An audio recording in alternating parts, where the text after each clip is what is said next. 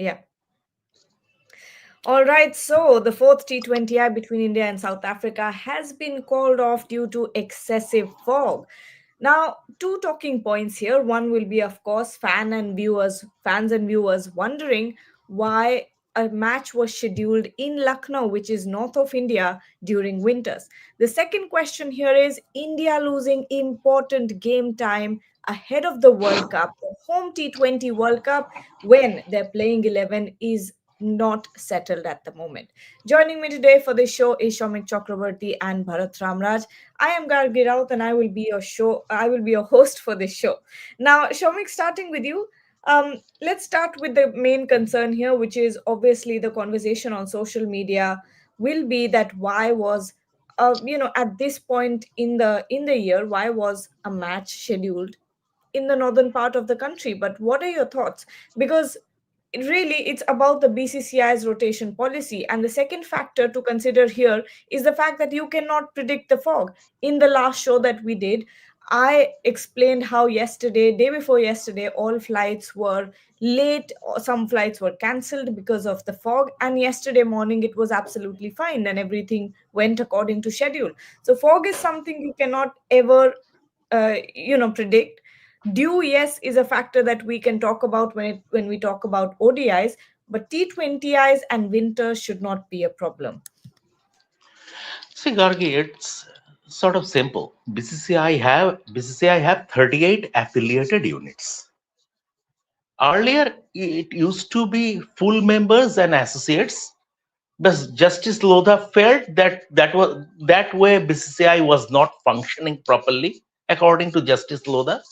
So he thought there should be a level playing field for all of them, irrespective of whatever developmental work the states are doing or not. I am not going into that, but there should be, and everybody should be full members.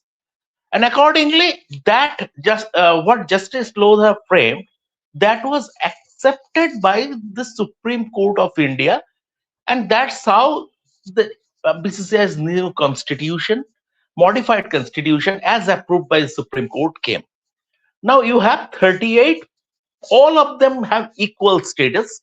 38, irrespective of whether you are Mumbai Cricket Association or an or I mean, a sort of Meghalaya Cricket Association, doesn't matter. All of them have the rights to vote, and they are full members association. Fine. Now, what happens? Still, given that in the associations that were earlier associates, where the infrastructure is still not there, like in the Northeast, Pondicherry, places like that, they are not considered for international matches. For other venues, the erstwhile permanent members, the matches are allotted on a rotation basis, right? So it is. When this time it was Lucknow's turn, UPCA, Uttar Pradesh Cricket Association's turn to host this match. Now the question you asked, why are you allotting matches in North um, in the middle of winter? Now, two things. BCCI's home season starts in October and it goes until February, March, right? It goes until February, March. And this is after a long time. BCCI has been hosting a country for a full series, because the modern day trend is you play white ball leg and the red ball leg, these two legs separately. But this time you had tests followed by ODIs and then the T20s. Now, when you are starting your home season in October, that is the onset of winter, and until February, especially in northern India, I mean, February is still winter. So what do? You completely shut out. You completely ignore the northern. The cricket associations in the northern part of the country, because you know that there would be fog, there would be smog, everything. The previous two T20Is took place farther north. Uh, One is Chandigarh, and another is Dharamshala, which is colder. Now you can tell me about the AQI, air quality, and you can come up with the argument that now Uttar Pradesh, Lucknow, I mean, pollution is more, it could have been avoided.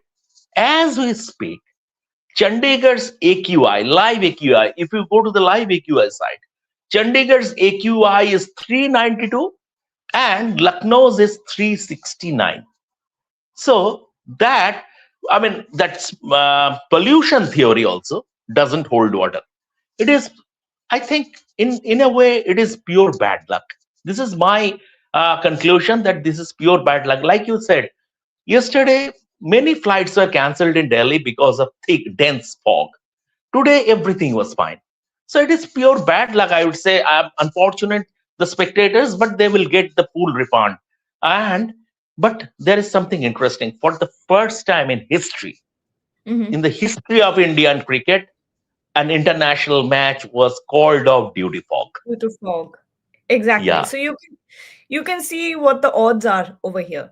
I don't, in my 3-4 years of, more than four, actually, more than 4 years of being in this industry, I don't recall fog being the reason for a delay or whatever. Bad light, yes, but fog, I do not remember it being this bad. So this is pure bad luck, as Shomik said. On the other hand, there are a lot of people in our comment section saying that this was a gimmick, and a shameful gimmick by the umpires and the broadcasters. Fitmonk is saying, since the beginning, we all knew that the match is going to be called off, but BCCI being BCCI, after so much suspense, they announced it.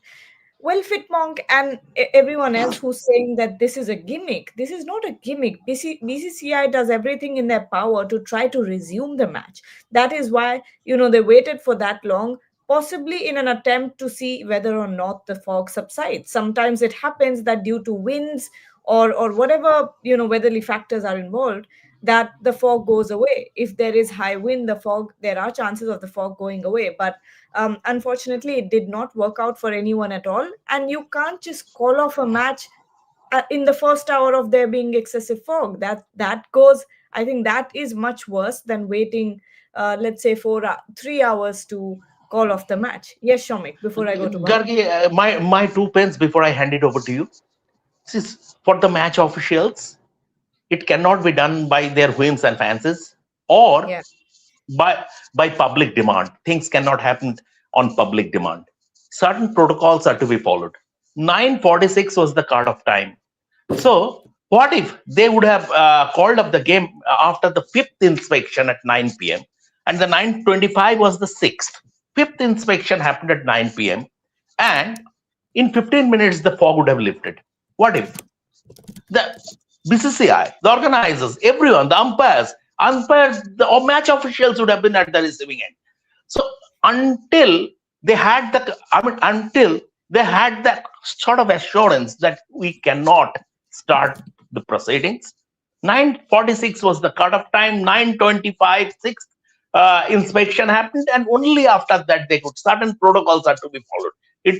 You cannot call off a game on public demand. Exactly, exactly. Those are our points. Bharat Ramraj, real bad luck for Sanju Samson here if the reports that were all flying around about Shubman Gill being out of the team due to an injury and Shubman Gill getting an in from what we all predicted. This is real bad luck for Sanju Samson. His career has been like that. Maybe sometimes fate plays a role, destiny plays a role.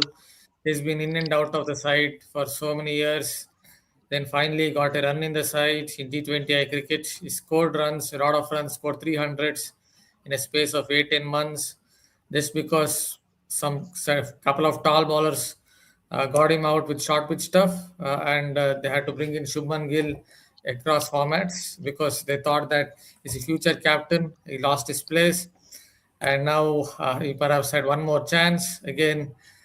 Due to some bad luck, it went against him, but you never know. Sometimes luck can turn around as well. We saw it in the Ashes.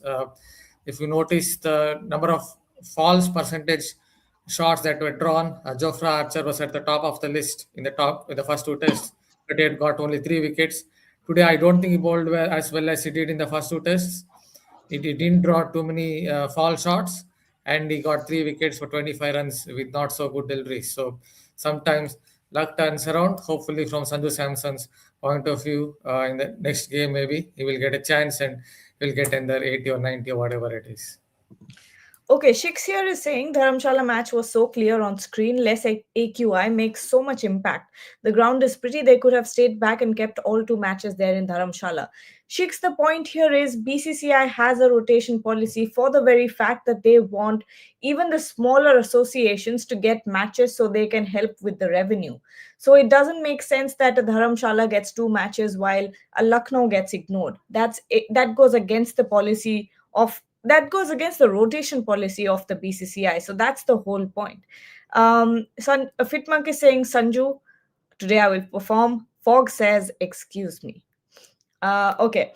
But, keeping the jokes aside, Shomik and Bharat, question to both of you. Only 7 matches to go for the T20 World Cup at home. It is round the corner. Playing 11 is unsettled. Vice captain not performing. Top order looks a little shaky, except Abhishek Sharma, of course. And every single time there won't be a match where the lower order will come and save you. What are your thoughts, Shomik? Currently, 6 matches left, 5 against New Zealand, and the Six. final one, 6 matches left. And thankfully, I'm going to Ahmedabad, which has now become the decider. So, but I think that this discourse that the playing 11 is not settled, or the combination is not settled, as far as I'm concerned, I think it's a bit exaggerated, given that it is all but settled.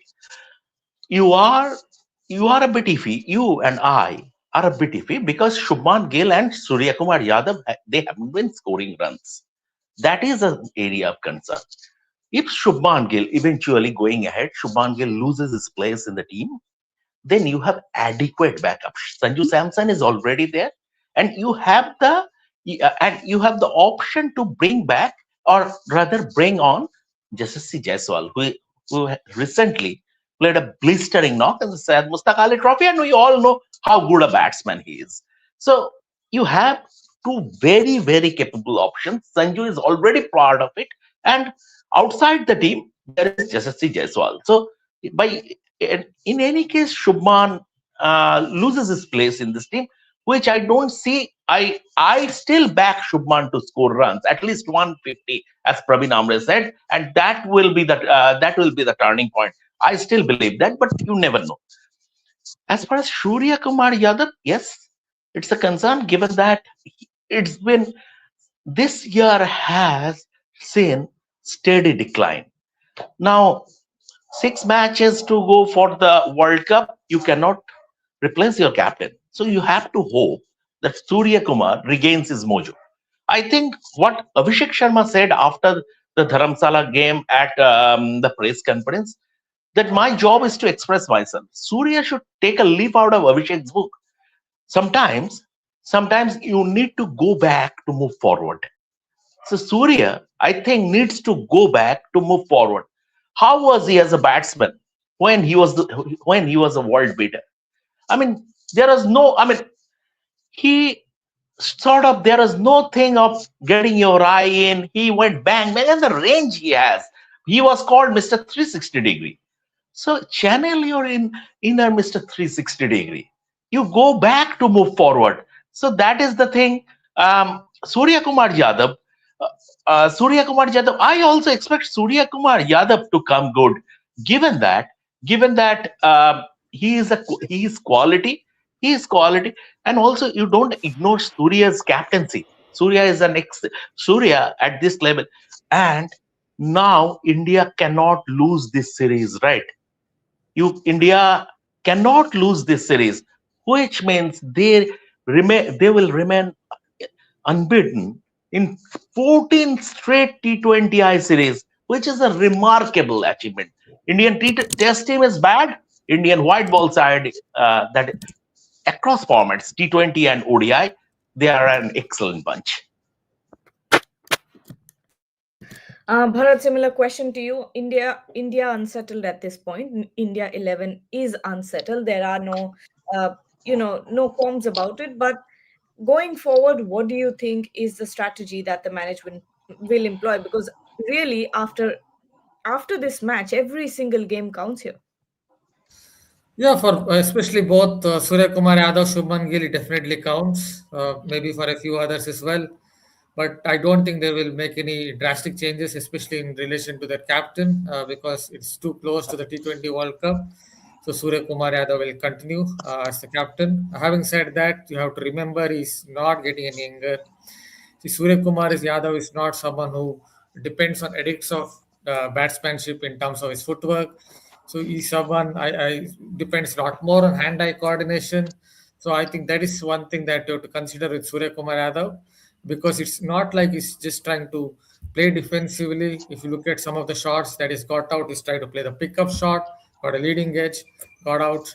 Again, he tried to play whip, eked out a leading edge or a thick edge, I guess, got out. So it's not like he's just played defending the ball. He's trying to play shots, but sometimes it's just not coming out right. Maybe as Manoj Tiwari said, maybe he's rushing through his shots. That could be a reason, because he's so anxious of getting some runs, that is maybe rushing through his shots. That could be a reason, or it could be because I don't think as you know, he's not getting any younger. His body would be slowing down a little bit. He has had soft tissue injuries, so maybe his reflexes are not as good as it used to be. Hopefully, from India's point of view, that isn't the case, and maybe if he gets 150 or 60 or 50 on those lines, that would help him to regain his confidence. And from his India's point of view, he has to, because as I noted many times, that a captain has to lead from the front, either with the ball or with a bat in hand. Okay, Shamik, last 4 5 minutes on the show, and Bharat as well. So we'll take some comments here. Satvik Bagaria is saying this was Lucknow, that there was so much inspection. Had the match been in Delhi, it would have been called off in the first inspection. It wouldn't have. Even when pouring rain is happening for 2 hours continuously, even then the match is not called off until you reach the cutoff point of the match. So it does not matter what the venue was, the match, there would have been subsequent inspections and then the match would have been called off. I don't recall any match being called off in the very first inspection. Shomik, Bharat, can you recall anything like that? I don't think there's any match that in that. No, no. I have covered matches where I mean days play rather, because that was a test match long ago, a test match at Cuttack, and the sun was beating down, and the day's play was called up. Venkat Raghavan was the umpire, because while pulling off it rained overnight, and while removing the covers, they spilled the water on the pitch, so the That day's play happens was called more up. often. Well, No, so that was Katak, and Mr. Venkat Raghavan was the umpire, and he was livid. Venkat Raghavan, I mean, he always had a short fuse, Venkat Raghavan, and it is it is very very difficult to please him.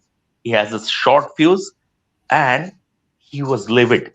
But and eventually, when he gave us the quote that to for here the match to happen, the sun has to shine all night. That was Mr. Venkat Raghavan's quote. He was a fantastic talker, an engineer, former India captain. He was a fantastic talker. He was a very eloquent talker. Now, I have Okay. seen that, but then it is happening. Those who are asking that why didn't the umpires call it off at the first go, I would recommend them just go to Bangalore at the Center of Excellence. There is a handbook available at the BCCI's library on umpiring manual. Just go through that. Yes. I'll Okay, listen so an Bharat is example. I'll saying, listen one more example. This yeah. was for my previous company. I was doing a text commentary for them. Bangladesh versus South Africa test match. Maybe it was the second test match of in 2015. The first 3 4 days, because of what can I say, bad drainage system, it could be, and some rain, it was called off. And on the fifth day, I didn't even go to the office because I knew it would be called off. And by maybe 5 10 minutes at the start after the start of the day's play, the stipulated start of the day's play, it was called off. So I think that test match I just remembered. It was, I think, 2015 second test match between Bangladesh and South Africa, final test. Okay, Fitmonk here is saying tea and coffee vendors got Man of the Match award in Lucknow. I'm sure. I'm sure they did. You know what happened, Bharat and Shomik, at the Chandigarh game? So after a while, I think in the first hour of play, they had opened the coffee section, and you all know how important coffee is for journalists because we work, late nights, and then somehow for work you'll have to get up early morning. So coffee is our staple. And then after the first hour they removed the station completely. It's not as if it was kept there and you could go and request, please just make us a cup of coffee, anything like that. And I swear to God, questions of life and death started happening after the I, coffee was I, taken. I'm giving you a more recent example, Gargi. At Raipur, during the second ODI of this ongoing series, match day -1 on preview day, we turned up. I turned up around 11 a.m. and left the stadium at 8:30 p.m. We had only just managed only on water bottles because not a cup of tea, Mhm. let alone coffee, not a cup of tea. On the match day, the guy who was in charge of catering said, "No, it's high tea, so 4 o'clock you will get your tea." So that's the way it is. But we have to deal with that. This question about tea and coffee being the man of the match, rather the main of the match. Being in Bombay, I would say I missed. This is the ideal time. This was the ideal time for mudi tele bhaja and tea. That mudi tele bhaja you can't have in Bombay. So I missed out on Sure. that.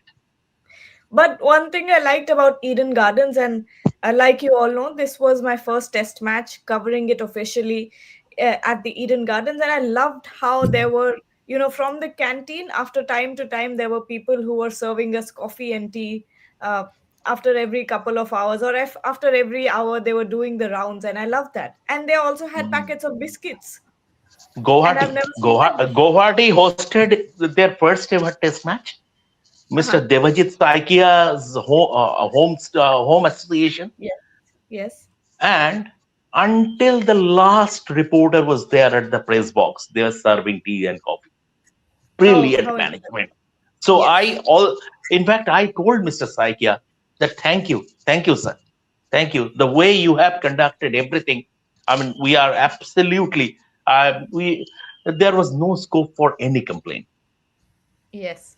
Bharat, let's take the super chat and then end the show. Shri Manta is asking ridiculous scheduling. Rotation has nothing to do. November, December test matches for East. Purposeless ODIs at the cost of test matches. T20 for T20s for North. Rubbish. Now, what can I say? Bharat, please Not take this. much I can add. See, you can't say it as ridiculous scheduling because there would be a rotation policy. As I noted, all state associations somewhere they would want to host international matches. You can't tell North India you can't host international matches at all. Yes, on the second thoughts, you can tell, keep an eye on the weather, keep an eye on the weather conditions and all that stuff. But still, you can't really predict what will happen tomorrow. The weather could be much better in Lucknow itself. So I'm not very sure you can tell it is call it as ridiculous scheduling. Exactly. On that note, we'll take your leave. One question that remains to be answered tonight: what is the status update when it comes to Shubman Gill? Is he or is he not out due to injury? No press conferences happened after the match was called off, so we will have to wait for the next match to figure out whether or not Shubman Gill is in the playing 11 or not. Shomik is traveling to Ahmedabad tomorrow and will be bringing us all the updates from Ground Zero. So don't go anywhere. Stay tuned to Rep Sports. We'll be bringing you lots more. Thank you so much, everyone. Thank you, Shomik and Bharat. And to everyone